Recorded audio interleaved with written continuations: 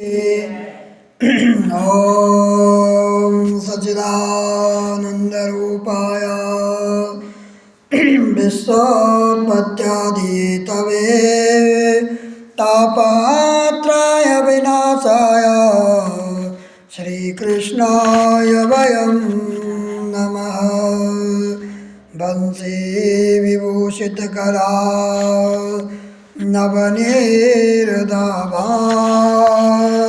पीताम्बरादरुणबिम्बफलादरुष्टात् पूर्णेन्दुसुन्दरमुखा दरबिम्बनेत्रां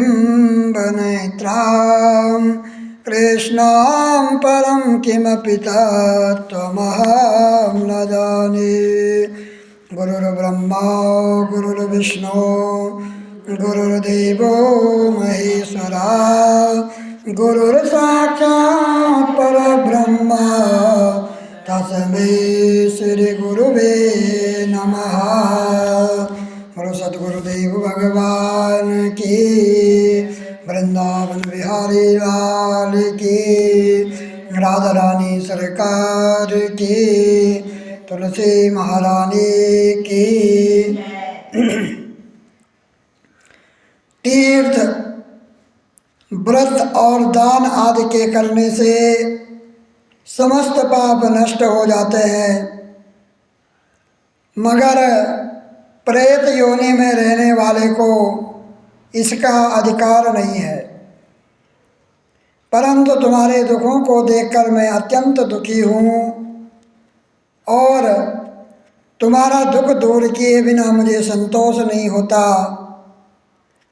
तुम्हारे पाप बड़े भारी हैं, क्योंकि यह तीनों योनियाँ बहुत बड़े पाप करने वालों को ही प्राप्त होती है। और प्रेत योनि में तो थोड़े से पुण्य से नष्ट भी हो सकती है, लेकिन मैं तुम्हें इस योनि से अवश्य अश्वमेघ छुड़वाऊँगा। इसलिए मैंने जो कार्तिक का व्रत किया है उसका आधा पुण्य तुम्हें देता हूँ, क्योंकि यज्ञ दान तीर्थ यह सब निश्चय ही कार्तिक के व्रत के पुण्य के समान नहीं है। नारद जी ने कहा, हे राजन, इतना कहकर धर्मदत्त ने उसको ओम नमो भगवते वासुदेवाय यह 12 अक्षर मंत्र सुनाया और तुलसी का जल उसके ऊपर छिड़का। बस फिर क्या था, क्षण भर में भी वह प्रेत योनि से छूटकर प्रज्वलित शिखा के समान दिव्य रूप धारण करके लक्ष्मी जी के समान सुंदर हो गई।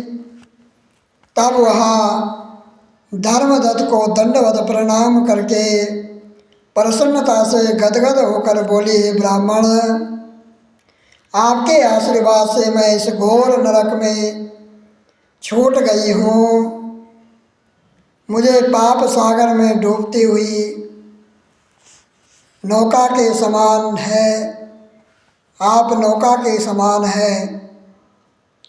नारद जी ने कहा, हे राजन, अभी कला इस प्रकार कह रही थी कि वहाँ पर विष्णुगण एक दिव्यमान विमान लेकर आए। विमान के द्वार पर अप्सराएं और गण बैठे थे।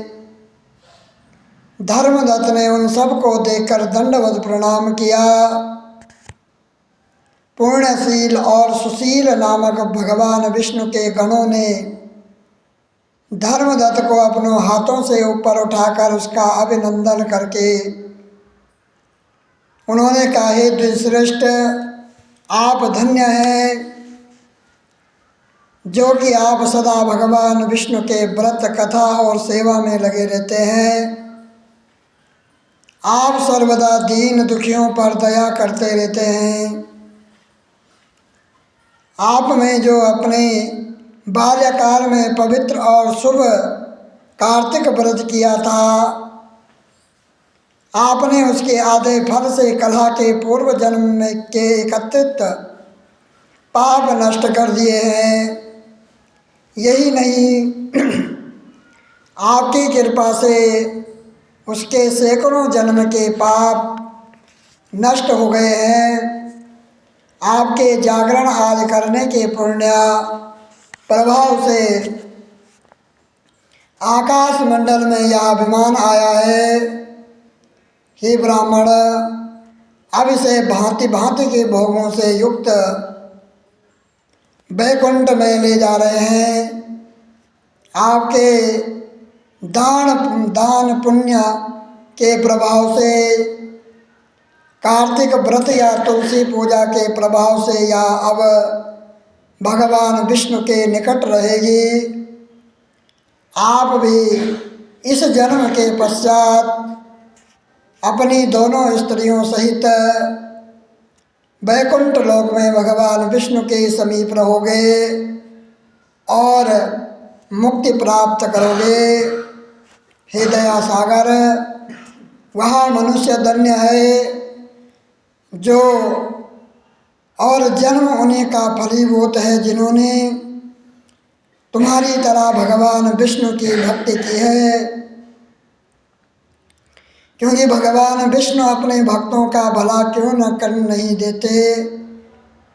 वह सब कुछ देते हैं जिन्होंने प्राचीन काल में उत्तानपाद के पुत्र को ध्रुव स्थान में पहुंचाया, जिसके स्मरण मात्र से प्राणियों की सदगति हो जाती है।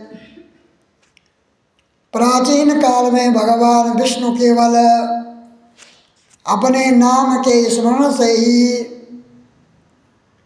ग्रह द्वारा पकड़े हुए हाथी को हस्ती योनि से मुक्त करके जया नाम देकर अपना पार्षद बना लिया।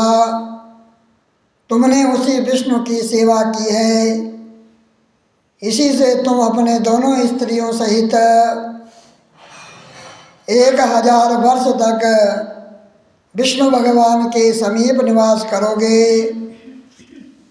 जब तुम्हारा पुण्य क्षीण हो जाएगा तब तुम पृथ्वी पर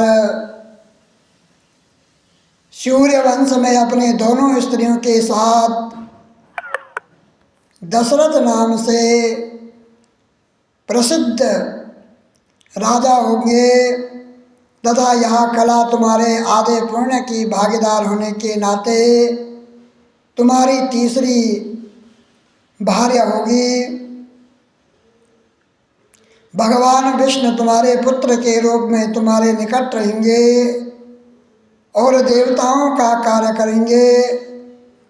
भगवान विष्णु को प्रसन्न करने वाले तुम्हारे कार्तिक व्रत से अधिक पुण्य यहाँ दान तीर्थ आदि और कोई भी नहीं है।